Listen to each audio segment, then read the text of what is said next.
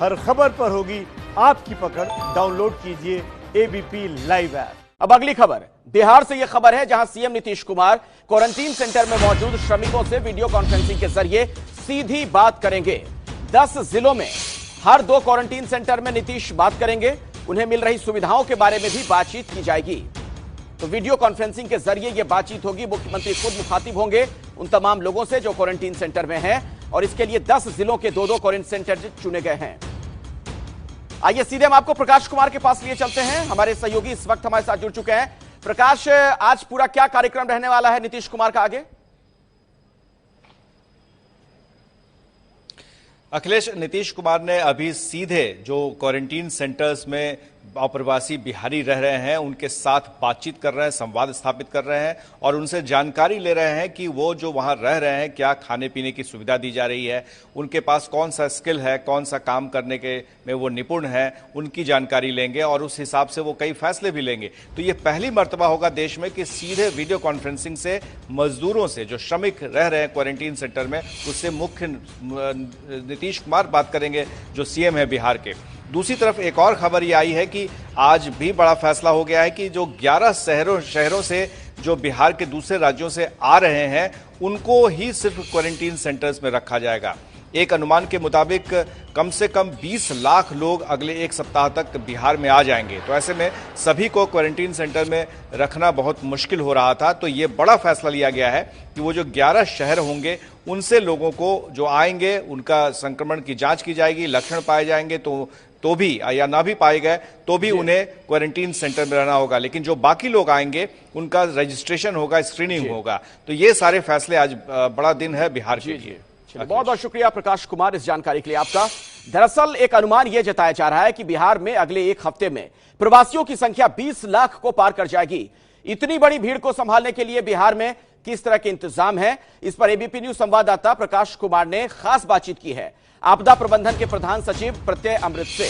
क्या कुछ उन्होंने कहा हम आपको बताएंगे, और कुछ देखिए जो एहतियातन कदम उठाए जा रहे हैं वो भी हम आपको बता दें। अभी तक एक कमरे में 6 मजदूर रहते हैं क्वारंटीन सेंटर में, और आने वाले शहरों के हिसाब से उन्हें अलग अलग रखा जाएगा। आने वाले दिनों में जो सरकार की वहां पर रणनीति होगी वो हम आपको बता दें। क्वारंटीन सेंटर के लिए बिहार सरकार ने अपनी नीतियां बदली हैं। एक कमरे में अब सिर्फ 2 से 3 मजदूर होंगे।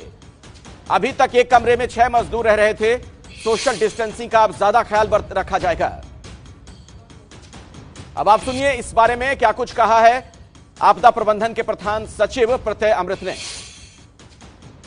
बिहार में प्रवासी बिहार के श्रमिकों का आना लगातार जारी है। लाखों की संख्या में लोग आ रहे हैं और कुछ ऐसे लोग हैं जिनके बारे में कोई जानकारी नहीं मिल पा रही है क्योंकि वो सड़क से आ रहे हैं, ट्रक से आ रहे हैं।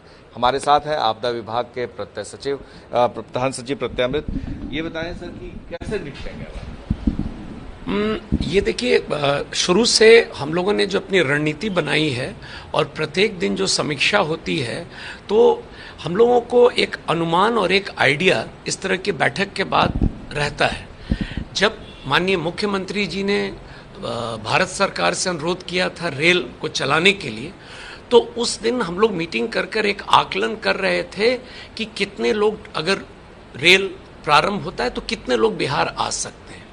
तो शुरू में जो हम लोगों का एक आकलन था और उसके हिसाब से हम लोग अपनी प्लानिंग करके बढ़ रहे थे, और उसी के आलोक में हम लोगों ने रोड के माध्यम से जो बॉर्डर के हमारे आंकड़े थे और जो रेल आने वाले लोग थे, क्योंकि एज नोडल ऑफिसर हम लोगों को समन्वय करना था, तो इस दोनों आंकड़े के आधार पर हम लोगों ने एक निर्णय लिया था कि जो भी हमारे प्रवासी मजदूर भाई आएंगे उन लोगों की स्क्रीनिंग कराकर और प्रखंड क्वारंटीन सेंटर पर रखने का था।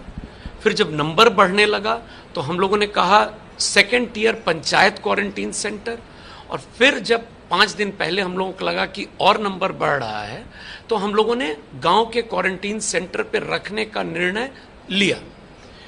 इस बीच में 2 चीजें हुई हैं। एक, जो हमारे प्रवासी मजदूर भाई आ रहे हैं उन लोगों का जब टेस्टिंग होने लगा रैंडम, वो जो रिजल्ट्स आने लगे, और दूसरी तरफ जो नए एसओपी के हिसाब से अब भारतीय रेल के द्वारा ही पूरे आवागमन की प्लानिंग की जा रही है। और जैसे आज के दिन में 110 ट्रेन बिहार आएगी, तो अब जहां हम 30-40 ट्रेन एक दिन में लाते थे पूरी तैयारी के साथ, अब उसकी संख्या 100-110 पहुंच गई है। तो टेस्टिंग और ये संख्या दोनों को जब हम लोग मिलाते हैं तो अब एक निर्णय हुआ है कि जो वैसे 10 से 11 प्रमुख नगर शहर जहां से हमारे प्रवासी मजदूर भाई लोग आ रहे हैं, जैसे सूरत, अहमदाबाद, दिल्ली, नोएडा, फरीदाबाद, गाजियाबाद, बैंगलोर, कोलकाता, पुणे, तो इस तरह के जो जगह हैं जहां से टेस्टिंग के बाद हम लोग पा रहे हैं कि काफी हाई है, दे आर टेस्टिंग पॉजिटिव। तो अब ये जो प्रमुख 10 से 11 शहर हैं, यहां के जो भी हमारे प्रवासी मजदूर भाई ट्रेन से आ रहे हैं, इन लोगों को अब हम लोग प्रखंड क्वारंटीन कैंप में जो हमारी सुविधा है उसके साथ रखेंगे। ये हम लोगों के लिए अनिवार्य है।